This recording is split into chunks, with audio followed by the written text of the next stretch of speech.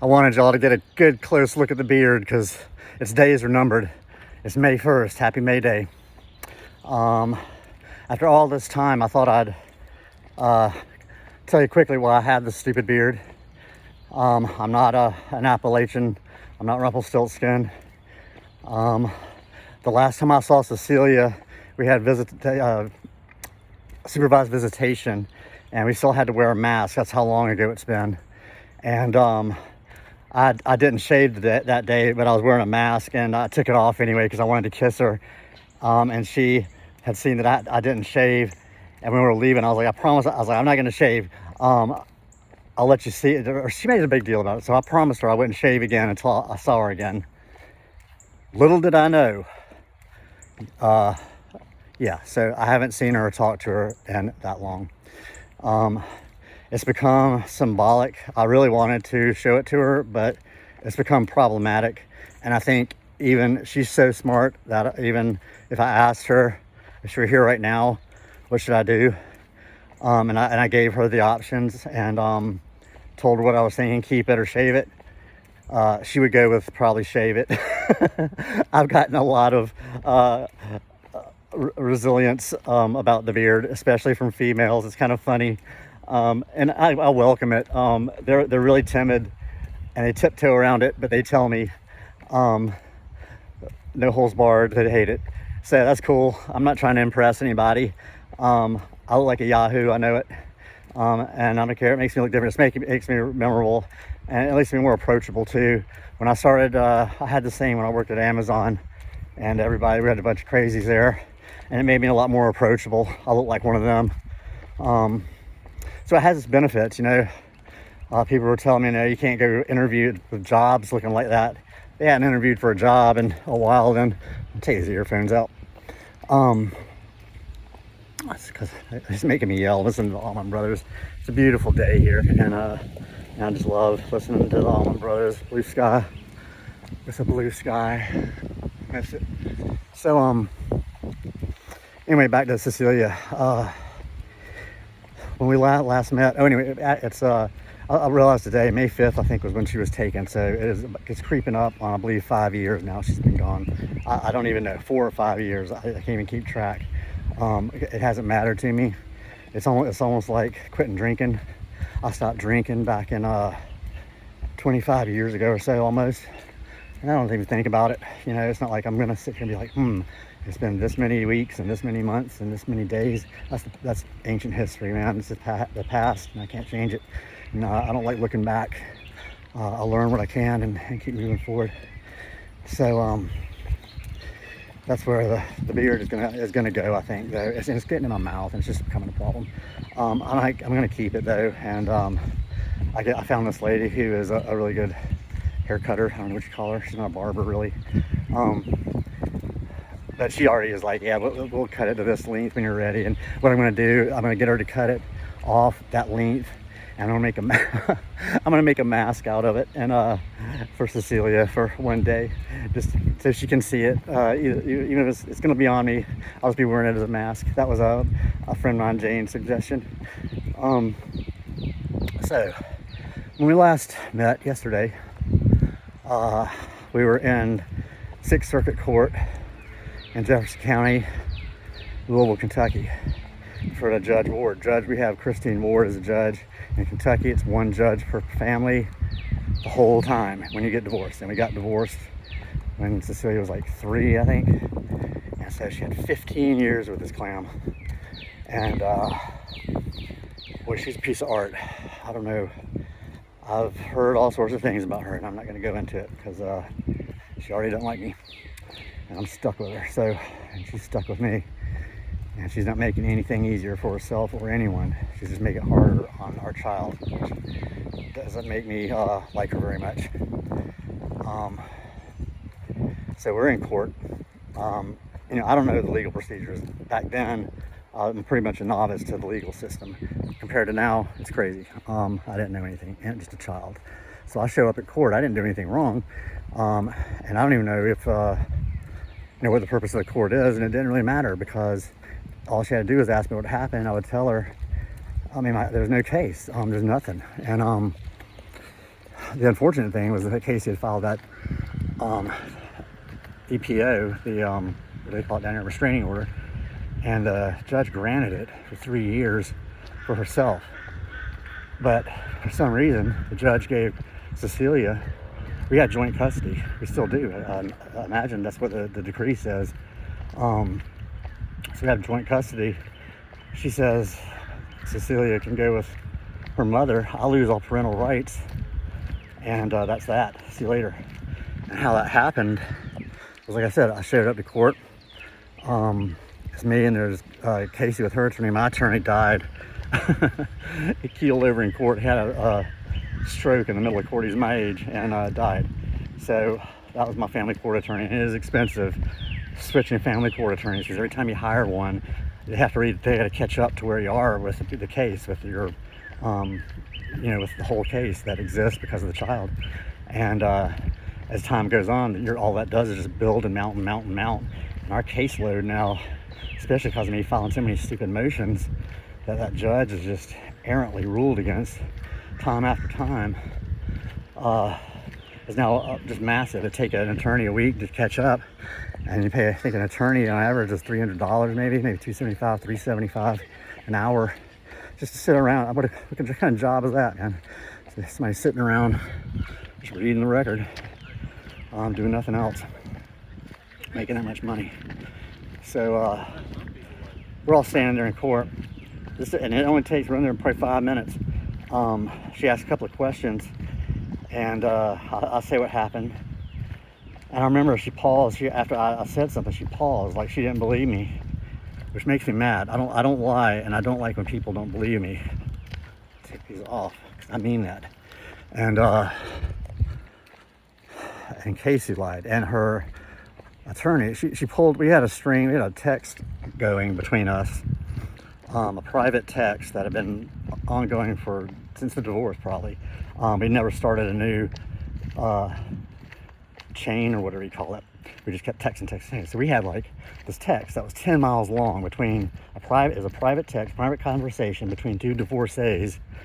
I mean, anybody can imagine the kind of things that go back and forth in such a format. And by those, relatively, I would imagine it was pretty standard. So anyway, her lawyer edited that out like 2 little clips out of the entire thing, and presented that as some sort of evidence that I was some sort of danger to society and myself. And the judge bought it, and I was just like flabbergasted. I mean, I was speechless. I didn't even know what to do. I'm no attorney. If I was an attorney, what I would have done was object, say at least let me see the what you're talking about and research it, and before I can say that I agree to have that admitted. Because I went back and found the text where she pulled that from, and I'll tell you what it said. I mean, it doesn't look good, but like I said, it's a private conversation between divorcees, and I guarantee you there's a lot worse in there that she put in that was omitted. But she was saying some just crazy stuff to me, and I know she does drugs because I watched her. Lortabs, and smokes pot every day. So I asked her what kind of drugs she was on, because what she was writing was not making any sense. It was just lunacy. And I had been asking her because Cecelia told me that she went to this guy that she hangs out with out to a farm of his. I think it's just like a trailer park or something, but she calls it a farm. She and these guys all went out there one night with Cecelia and all these little girls, and the guy who stole my parents' wedding silver, incidentally, I'll get out soon enough, I guess, had her alone. They're all drunk out there, and he was hitting Cecelia. Cecelia was upset about something, and he kept hitting her until she stopped crying, to teach her to be tough, as she said. And she said Casey knows about it, and she had bruises. Because I asked Casey. Cecelia showed up at my house for 10 weeks in a row, and every time she had bruises all over her shins. And children don't bruise easily. I bruise easily, but children like bounce like a ball. And And to have those deep bruises like she did, something was going on. And I was asking her, I mean, it's just the innocent question, how did she get these bruises? And she got apoplectic with me, would not refuse to answer, and became hostile. I mean, what kind of parent is that? So, and it just goes on and on and on. So, I told her that I knew about that. Cecelia told me about that. And I told her I told her that if I ever found out about that again, that guy would never be walking again, and that if I ever found out that she did that and knew about it, that I would put her in a wheelchair, or I would make it that she could never walk again. And that's a threat. Doesn't mean I mean it. It's talk. I wouldn't hurt an ant. I just stepped over an ant just a second ago to save its life. And she knows it, but she's exploiting the system, and she already used me, and so she's on her way. She's on her path to, she's in Casey land doing what Casey wants, and only Casey matters. And that is how narcissists work. I'm dealing with 2 narcissists now. You hear that word a lot. Growing up, you hear things and you don't really think much about it. You're like, I don't know any narcissist, or people just use it like they throw it around like racism or something. It's like ketchup. You put it on anything. He's a narcissist. But I learned for real what a narcissist is and studied about it for years. And my ex-wife is a narcissist and a sociopath, and my father is a narcissist and a sociopath. That's a sociopath is another word that is bandied around a lot. People will associate it with psychopath. They're 2 different things, and I'm not using that term flippantly. I'm using it in a legitimate sense. They're the same. And I think the reason that I didn't have a problem with Casey, with my ex-wife, being that way was because I grew up around it with my dad, and it didn't raise any red flags like it should have, and it would have with anybody else. I'd seen it my whole life, so it was normal to me until it became not normal. And so that's what I'm dealing with. At least I got her number now. So we're back in court, and her attorney presents that those 2 that clip I said, talking about. I didn't even have a chance to even say what it was in reference to. I allowed him to admit that, which was my error, and that's all it took. She's like, all right, EPO granted, 3 years. You need, I can't remember what, it was all downhill from there. I don't remember what she said. I just kind of went into tunnel vision, and it's been all downhill ever since then. The criminal case that she filed was tossed out, of course. It's fake. But I didn't even care about that. The civil case she had against me was what I cared about so much with Cecelia, and that's still going on. And so let me go back. Sorry. We're in front of Judge Ward, and she says, yeah, whatever. Cecelia goes with the mother, and she sets up, supervised visitation, which is going to see me and Cecelia. We get 1 hour a week. Her father and his child get to see each other 1 hour a week in front of a social worker who sits there with a phone in one hand, texting her friends, and a pen and paper in the other, writing what she sees as she sees it, not as it happens, or not reality even. And the things that happen there, I may talk about prior to actually even getting to that center, because I know Cecelia doesn't know what happened with that. It was it's grifting, number one. It's a private business that's registered with the Secretary of State, that's run by social workers who don't ever show up. I've talked to all these women numerous times. Woo, have I? And every time they're like, talk to Judge Ward, talk to Judge Ward. Judge Ward is the one who runs that center, and she knows it. But that's collusion, that's illegal. And they're doing all sorts of things that are illegal there. They're charging credit card fees that were exorbitant, that were way over what they should have been. You can only charge so much, and so on and on and on. And I had enough. I was showing up to see Cecelia, and her mom was showing up late or not at all, or sitting out there talking to them. And so I would even most, and then when we got through seeing one another, they'd start rushing her out of there like 10 minutes before the hour was up.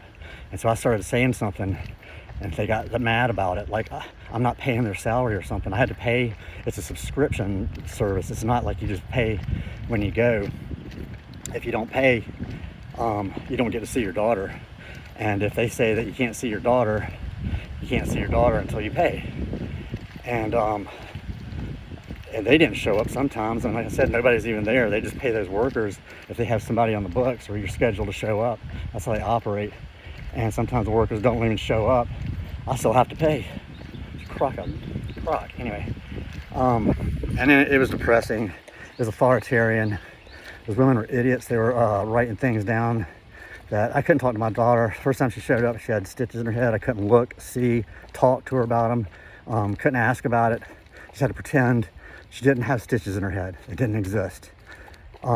She showed up 8 times in a row, 8 weeks, 2 months, with no underwear on. She was like 5 years old at the time. I'm her natural father. I dress her, I bathe her. I have since birth, since I cut her umbilical cord. And the social worker's telling me, don't talk to your daughter about her underwear or her clothing.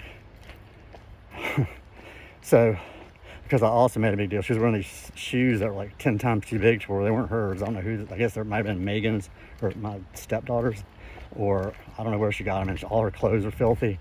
And she showed up one time with blue paint in her hair. And this was during COVID. So they had Lysol wipes out for the parents. You had to wipe everything down before you left.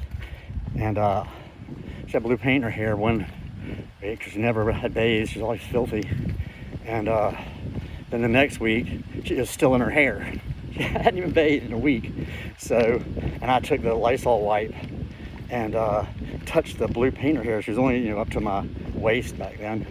And so I was looking down straight at it. So I just touched it like, doop, like that. Man, the social worker lost it. There's bleach in that. You could bleach, you could, I don't know what she said, but her argument was that there's bleach in it and that could somehow harm my child. It was inappropriate. And I lost it, man. I was like, you gave me these things. You have them sitting out here for the child and their parents to wipe these tables down with their bare hands and wipe their faces off with and everything else. And you're telling me that you think there's bleach in this? Let's look at the can. So we inspect the can. She refuses to look at it. Well, there's no bleach in there, of course. She's making it all up. But she red flagged me, and I didn't get to see Cecelia the next week.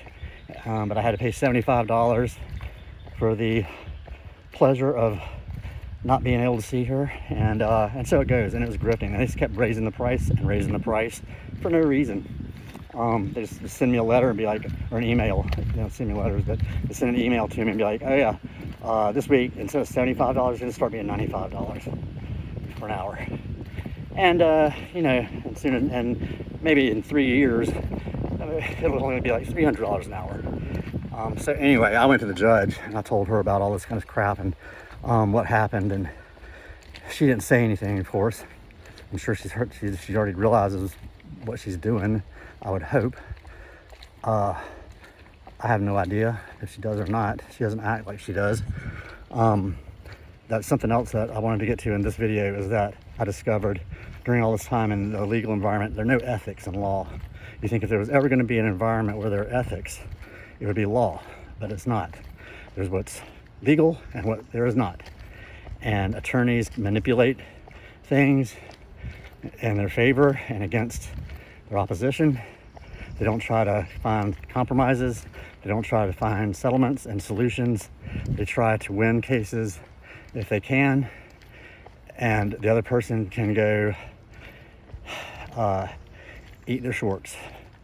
And that's what it's all about. And that's not how I grew up. That's not how I work. I always try to find a compromise where everybody can be as happy as they can. It can't always be possible, especially with 2 divorced people and a child in the middle. I get that. Casey doesn't. Compromise, she's not about that. That's why she doesn't like marriage. She's proven it. I don't know why she keeps getting married. It's a family thing. She's now had, like, I think 11 divorces in her immediate family. and just her sisters and parents. So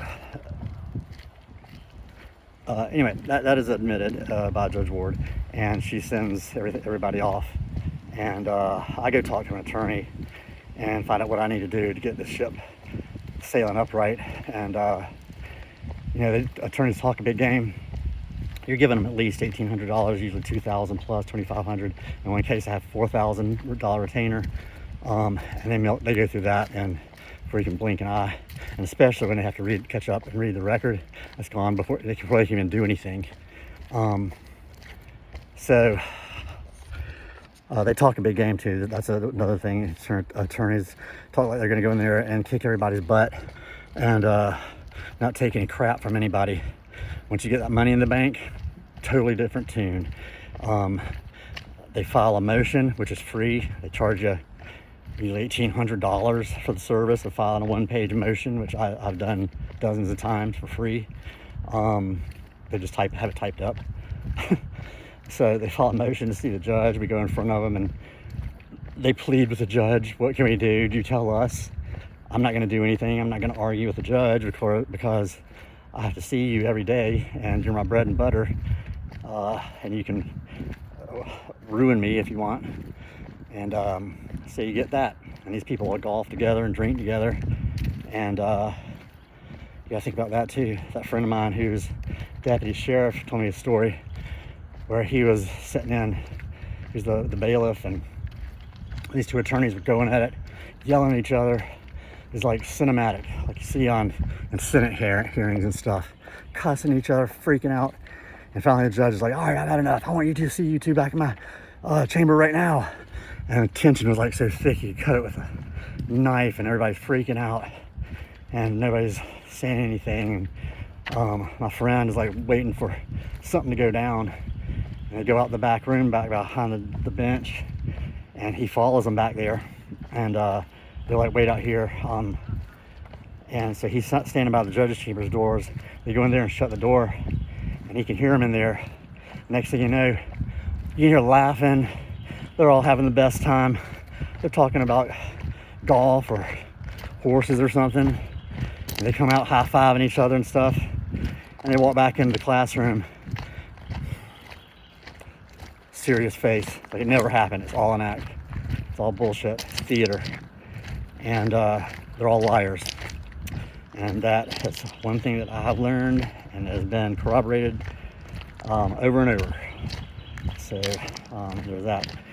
I've gotten a lot of angles on this case, believe me. I've done a lot of research. I've contacted a lot of people about it, hundreds. People that have been in the same boat.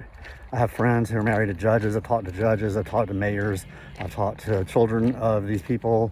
I've talked to anybody I can, anybody that'll listen. I even post this on YouTube like I'm doing right now. Anybody that can find out about this, the better, because it's unjust, it's inhumane, it's cruel, it's demoralizing, it's ruining a child's life, and I aim to fix it one way or another. So that's what's going on. We're now out of court. I hired an attorney, and there'll be part 3 coming up as to what happens next. Stay tuned.